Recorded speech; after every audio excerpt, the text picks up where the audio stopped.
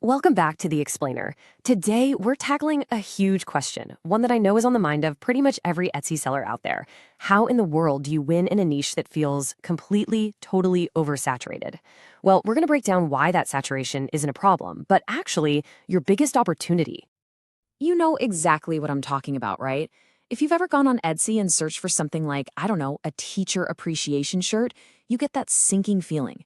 You just scroll and scroll, and it feels like there are literally millions of them. And you're just sitting there thinking, there is no way. How could I ever stand out in this sea of listings? It honestly feels like the door to success just got slammed in your face. But here's the thing, and this is the big secret. That crowd, that's a good thing. It means the party's already happening. The customers are there, they've got their wallets out, and they are ready to buy.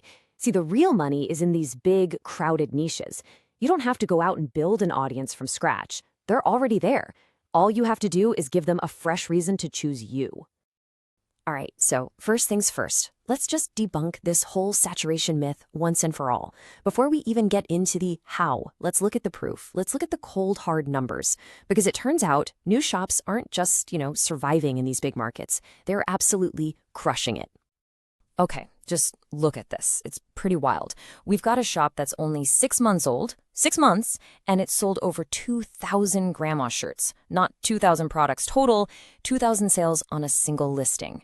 Then there's a football mom shirt. Shop is a year old, over 1,400 sales. And these aren't just lucky one-offs. This is happening over and over again in the exact niches that most people are too scared to even try. And look, this isn't just anonymous data on a spreadsheet. This is a real person, a seller named Sandra. She hit 5,000 sales in her very first year.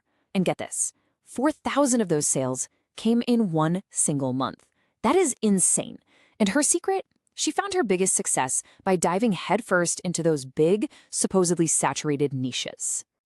And honestly, this kind of proof is everywhere once you start looking for it. If you use a simple tool like the Everbee Chrome extension, you can see this stuff in real time.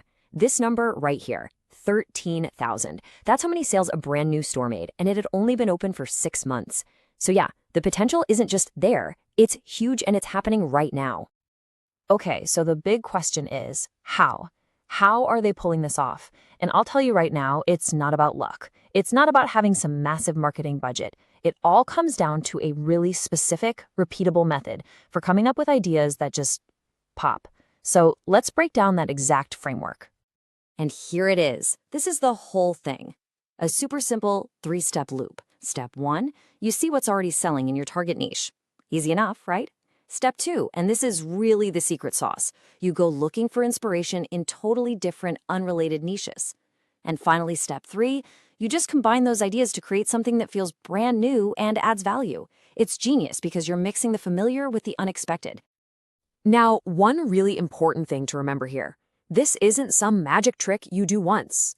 Think of it like a creative muscle. This whole process of observing, borrowing, and combining, that's a skill you can build. And the more you practice, the stronger that muscle gets, and the more effortlessly you'll start generating these profitable ideas. Okay, theory is great, but let's see this thing in action. Let's actually put the method to the test. We're going to walk through a real-world example using the retirement niche. It's a huge, evergreen market, and it's one of those that can definitely feel totally packed.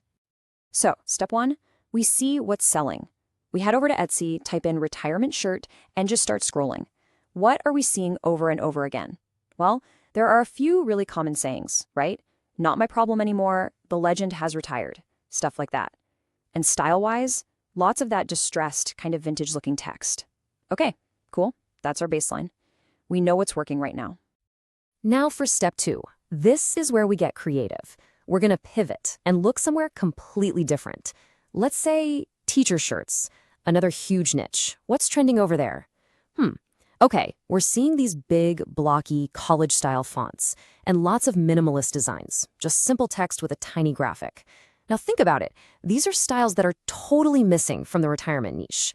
We're starting to find some interesting ingredients.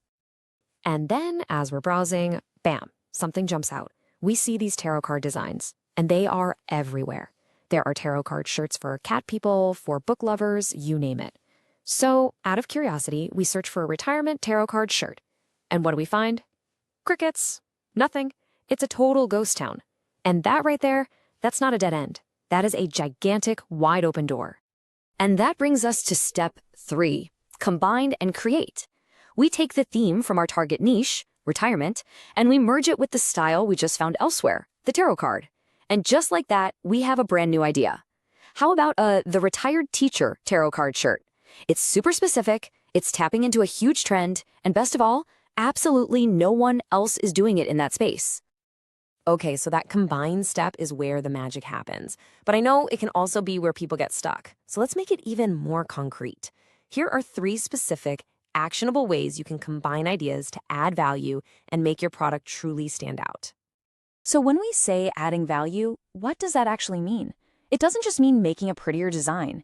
It's about strategically combining proven ideas to create something that stops a customer mid-scroll and makes them think, wow, I haven't seen that before. That is what gives them a reason to choose you over the competition. All right, tactic number 1, be the first to bring a trend into a new niche. This is exactly what we did with the tarot card example. You look for a visual style that's already blowing up everywhere else, but for some reason, it just hasn't made its way to your niche yet. Just like we see here, the tarot card trend is massive for readers and cat lovers, but it's a total blank space in retirement. Finding those gaps and getting there first is a huge advantage. Second, you can add value with your words by creating a brand new saying. This is all about clever wordplay.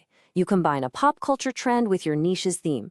For instance, the whole martini trend is huge right now. So instead of another generic retirement shirt, you could create one that says, retired in a teeny bit. It's smart, it's timely, and it's unique.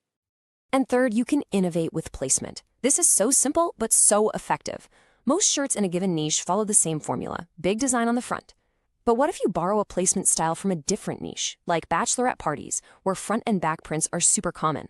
A simple pocket design on the front with a large, vibrant graphic on the back can completely transform a standard product into a premium one.